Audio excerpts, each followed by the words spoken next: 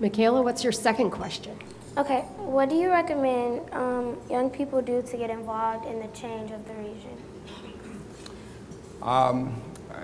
What I want to do is, once again, open up the opportunity so we can sit down and talk. You got to open up communications, because too often, and I can remember as a youngster, that when old folks, or grown folks, as they say, talk, young people were to be quiet and sit down and just listen. I think we've got to change that. We've got to bring you into the process. If we're going to involve you in terms of making a change in the city, then we have to have open dialogue, and we have to respect your opinions. So we're going to have that dialogue. Thank you. Okay, Adam, your second question? What are you planning to do to improve the safety for the citizens that use public transportation? Like, example would be the buses.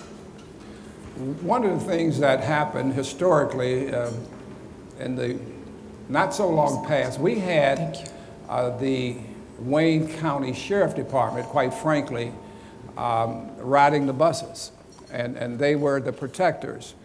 There was a contract that was between the city of Detroit and the Wayne County Sheriff Department. That contract expired, and then our police department here in the city took over that responsibility.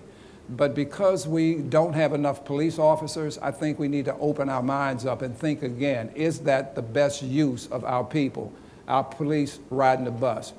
And I think there were a lot of people, and feedback that I'm getting is that a lot of our people who rode the bus were pretty satisfied when the sheriff department was in control of that. So it's something that I want to look at, but it's something that has to be negotiated between our unions and between the city. But we've got to make sure that you're protected on the bus system. Okay.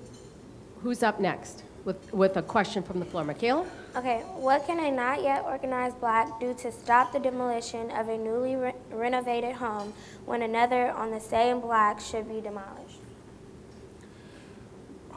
At the top of my agenda is demolishing dangerous buildings. I made it very clear that in this term, we're going to demolish over 3,000 dangerous buildings per year, which means we're going to do somewhere between 10,000 and 12,000 over a 4-year term. We have our department head in engineering safety, the department that really has the responsibility for identifying the most dangerous structures here in the city. We're not going to just tear down everything. We need to renovate some of the homes that are in decent shape. And in some cases, I'm hoping that we will start new construction in some of the areas here in the city. But we've got to look at it and be very specific in areas that we know where there's a stable neighborhood. If there are homes that are in bad shape in a stable neighborhood, we want to go in and tear those down. There are areas in the city where there are blocks and blocks of blight. And so we're concentrating on those first, but we won't forget about the stable neighborhoods. Adam? How would you convince people to buy a home in the city? The price is right.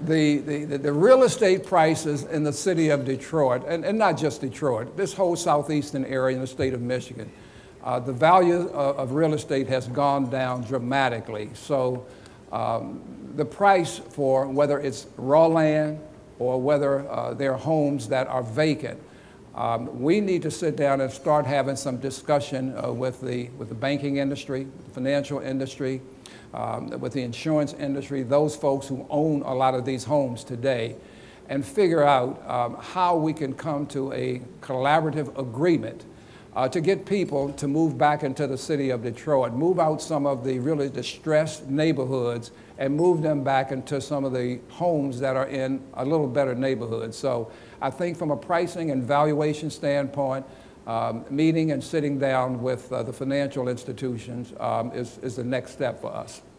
Mikaela? Okay, what can be done to support Detroit-based businesses? As far as Detroit-based businesses are concerned, I think this has got to be a focus of this administration.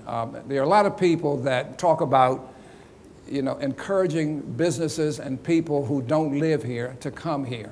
And that's going to be a very difficult process because of all the negativism that you read about and you see as it relates to the city of Detroit. I want to focus on the businesses and the people that are here. They have made the investment, and those are the ones that I want to help first. So if there are incentives that we can allocate to businesses that are here or people who live here, that's the first thing that I want to do before I go out and try to encourage people from the outside to come in. That's a hard sell today. All right. Adam, do you have another question?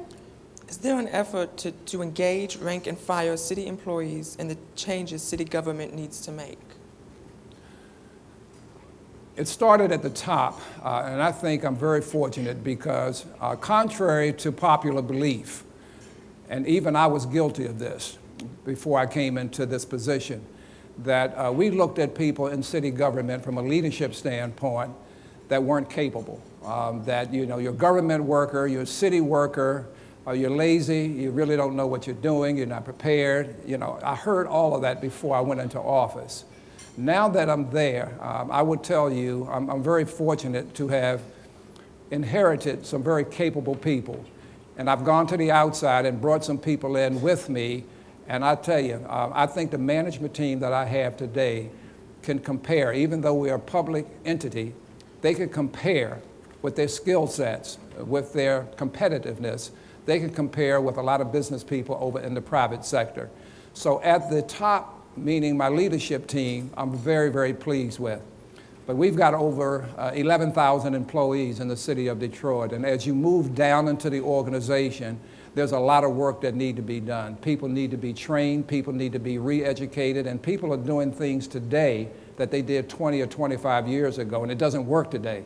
So from a leadership standpoint, I'm very comfortable. We got capable people. It's going to take us a little time to move it down into our organization, but we are going to get that done.